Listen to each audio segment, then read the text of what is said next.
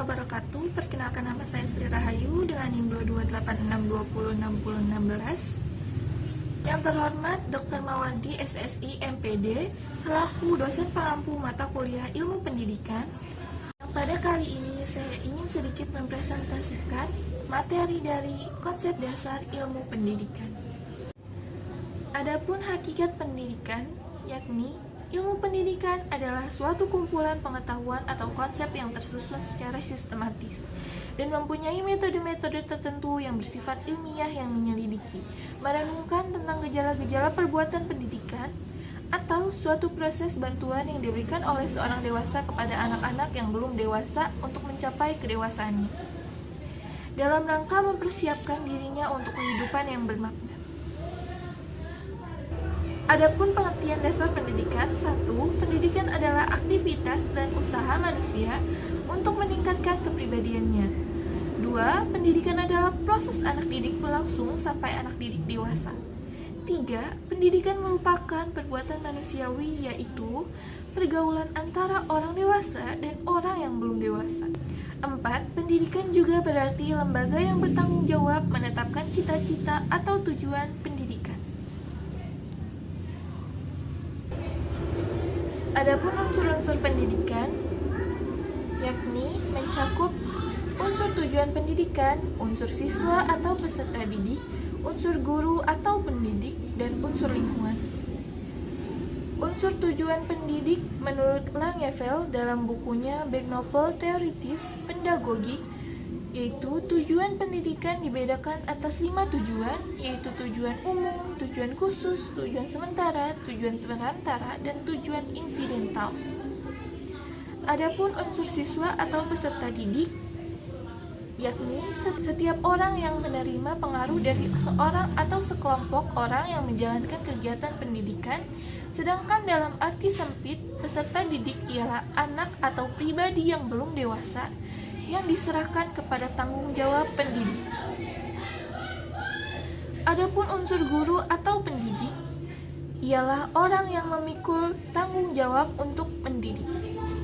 Menurut Dwi Nugroho Hidayanto dalam Hasbullah 2003 menginventarisasi bahwa pendidik ini meliputi orang dewasa, orang tua, guru, pemimpin masyarakat, dan pemimpin agama. Adapun unsur lingkungan, yakni di dalam lingkungan kita atau di sekitar kita tidak hanya terdapat sejumlah faktor pada suatu saat, tetapi terdapat pula faktor-faktor lain yang secara potensial sanggup atau dapat mempengaruhi perkembangan dan tingkah laku kita. Berikut adapun unsur alat pendidikan. Yang dimaksud dengan alat pendidikan adalah suatu tindakan atau situasi yang sengaja diadakan untuk tercapainya suatu tujuan pendidikan yang tertentu. Adapun kepemimpinan sekolah, kepemimpinan dapat diartikan sebagai kegiatan untuk memengaruhi orang-orang yang diarahkan terhadap pencapaian tujuan organisasi. Adapun unsur tujuan pendidikan, berikut tujuan khusus pendidik atas dasar beberapa hal diantaranya. Terdapat perbedaan individu anak didik, perbedaan lingkungan keluarga dan masyarakat, serta perbedaan yang berhubungan dengan lembaga pendidikan dan falsafah. Adapun unsur guru atau pendidik, yaitu komponen kompetensi pengelolaan pembelajaran dan wawasan pendidikan, komponen kompetensi akademik atau vokasional sesuai materi yang diajarkan, serta pengembangan profesi komponen standar kompetensi guru mewadahi kompetensi profesional.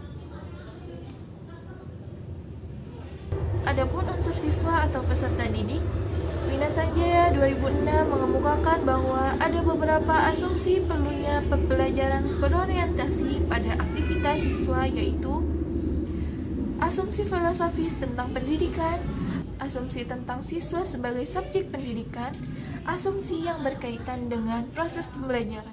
Adapun unsur lingkungan, 1. Lingkungan alam atau luar, eksternal atau physical environment, yaitu segala sesuatu yang ada dalam dunia ini yang bukan manusia. 2.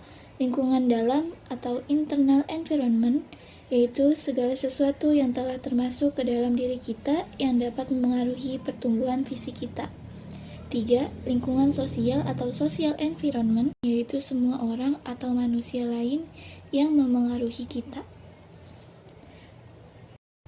Berikutnya ada unsur alat pendidikan, yakni A.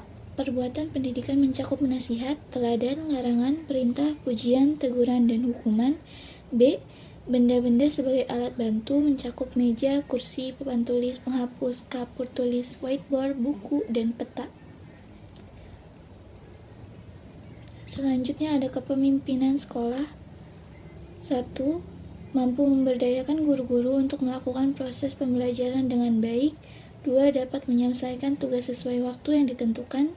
3. Mampu menjalin hubungan yang harmonis dengan masyarakat. 4. Mampu menerapkan prinsip kepemimpinan. 5. Bekerja dengan tim dan manajemen. 6. Berhasil mewujudkan tujuan sekolah secara produktif. Berikutnya landasan ilmu pendidikan. Asumsi-asumsi yang menjadi titik tolak dalam rangka pendidikan berasal dari berbagai sumber, yakni agama, filsafat, ilmiah, dan yuridis. Adapun landasan filosofis pendidikan adalah asumsi filosofis yang dijadikan titik tolak dalam rangka studi dan praktek pendidikan. Ada pula landasan hukum atau yuridis pendidikan adalah asumsi-asumsi yang bersumber dari peraturan perundangan yang berlaku, yang dijadikan titik tolak dalam pendidikan. Selanjutnya ada landasan ilmiah pendidikan adalah asumsi-asumsi tentang kehidupan manusia sebagai sasaran pendidikan apa adanya, yang dijadikan titik tolak dalam rangka pendidikan. Baiklah, kesimpulan dari materi yang telah saya sampaikan sebelumnya adalah konsep dasar pendidikan berisi tentang fungsi pendidikan, tujuan pendidikan, batasan-batasan pendidikan, dan juga unsur-unsur pendidikan. Tujuannya untuk memuat gambaran tentang nilai-nilai yang baik, luhur, pantas, dan indah untuk kehidupan. Pendidikan harus berkontribusi untuk menyelesaikan pengembangan setiap orang. Semua orang di masa kecil dan remaja harus menerima pendidikan yang melengkapi mereka untuk mengembangkan bakat dan pengetahuan mereka. Pendidikan didapat baik dari keluarga, sekolah, maupun lingkungan masyarakat sekitar. Baiklah, sekian dari presentasi singkat yang dapat saya sampaikan. Kurang lebihnya mohon maaf. Billahi taufiq wal hidayah. Wassalamualaikum warahmatullahi wabarakatuh.